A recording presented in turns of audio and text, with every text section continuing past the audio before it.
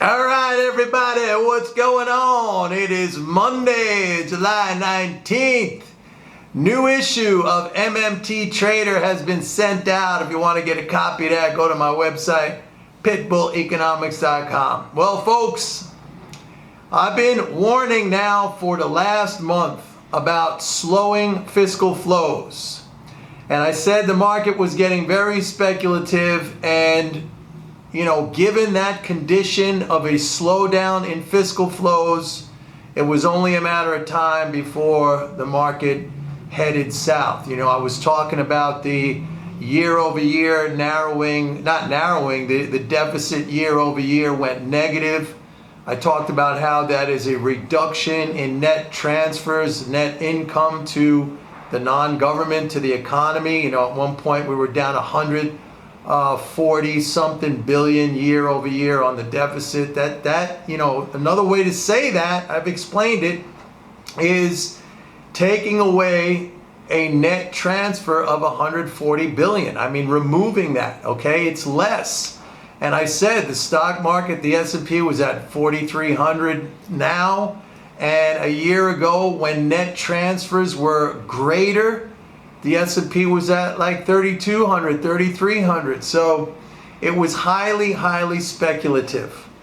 And this correction is not over. Like last week, I have to say, Thursday and Wednesday and Thursday looked like we might be getting some stability in those daily flows. We had two big days back to back. One was on Wednesday with something like a 44 billion one-day flow, and the next day was like a 43 billion or a 42 billion. It also included the child tax credit payments, 13 billion, okay? And that kind of arrested the year-over-year narrowing in the spending. It also popped up the average daily flows, but I just got the data again right now, the new data, which shows Friday, and it was a very, very weak spending day. So, I mean, I sent out in my report that that was an interesting 2 days. It did incorporate the child tax credit payments. But I said, 1 day or 2 days does not make a trend. We have to see. And these flows are still slowing down. All right. Now, I want to give it some more time. But under the current circumstances, I have to say that the market is still in a correction mode. I want to also point out bond yields. We got the 10-year Treasury today under 1.2%. I called this back in March. I said, hold on, pump the brakes on this whole inflation thing, okay? And I said, even set that aside. The most important thing in determining interest rates is Fed policy. And I said, back then, I continued to say, the Fed keeps reiterating, we're not going to raise rates, we're not going to raise rates, we're not going to raise rates. Now, everybody went crazy in that May Fed meeting when they said, oh, now we may raise rates at the end of 2022.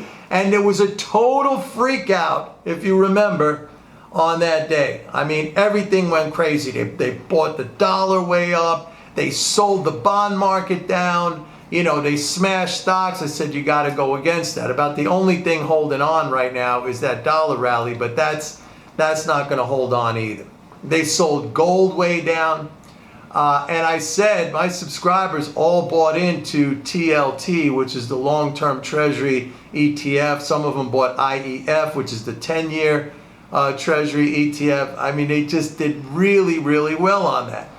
There is no reason, and I think I did a video on this, I maybe did several videos on this, there is no reason for U.S. bond yields to be, 100 basis points or more higher than European bond yields. I mean, especially when you think about countries like, Greece and Italy and Spain. These are basket case economies in Europe. They are not current. Most important thing, right? None of these countries, including Germany, by the way, including France, who you might say are the stronger economies, Germany for sure, is not a currency issuing country anymore. It's a currency using country. There's infinite more risk to a situation like that than to the compared to the United States, which is a currency issuer with all of its liabilities denominated in its own currency. There is never, ever, ever going to be a situation where the United States is involuntarily forced into insolvency. Now, the idiots in Congress may do that when it comes to the debt ceiling, and maybe that's why the U.S. bond yields carry a premium. I've postulated that before, but I believe we're in a moment of convergence. I think the fact that U.S. bond yields are so elevated over European bond yields is ridiculous. There's really no explanation for that. I think we're in a convergence where U.S. bond yields are going to end up converging with European bond yields. What else? All right, stocks, like I said, still in that correction. Fiscal flows still slow. We're coming to the end of the month where the debt ceiling is either going to have to be suspended again or it's going to have to be raised.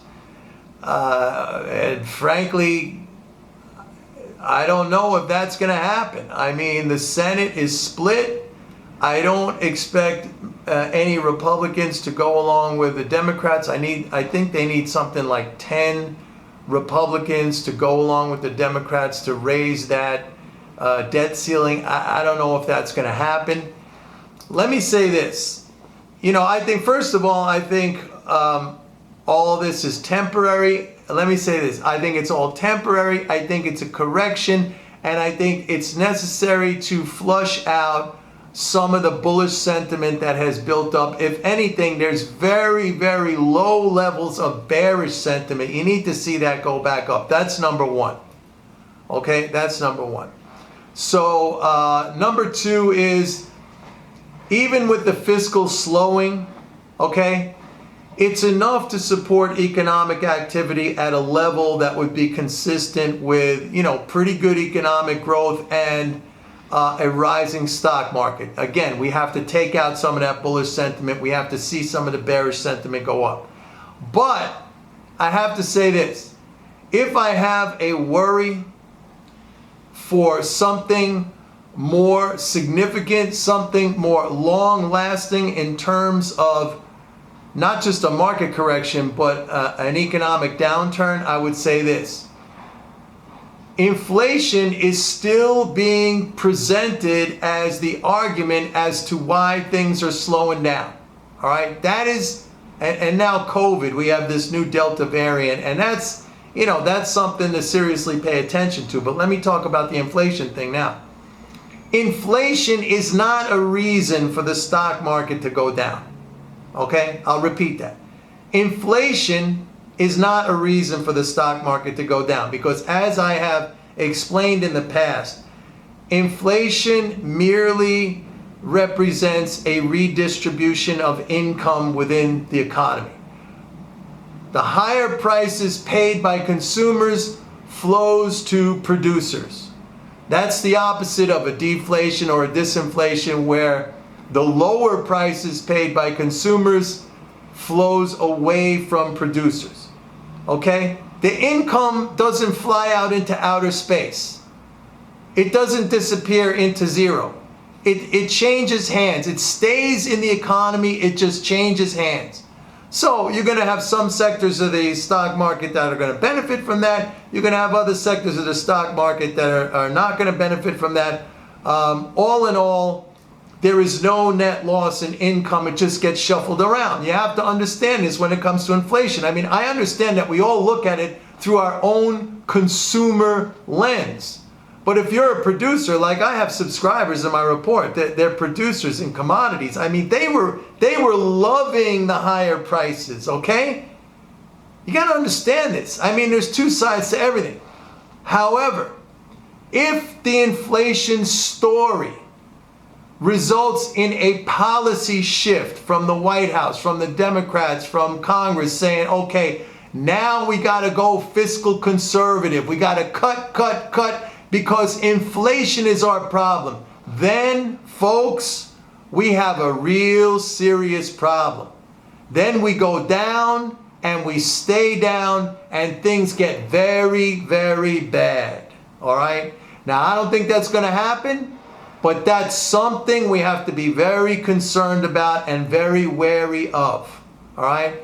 Anyway, it's all in my report today. Go to my website, pitbulleconomics.com. Sign up for a 30-day free trial of MMT Trader. See everybody tomorrow. Bye.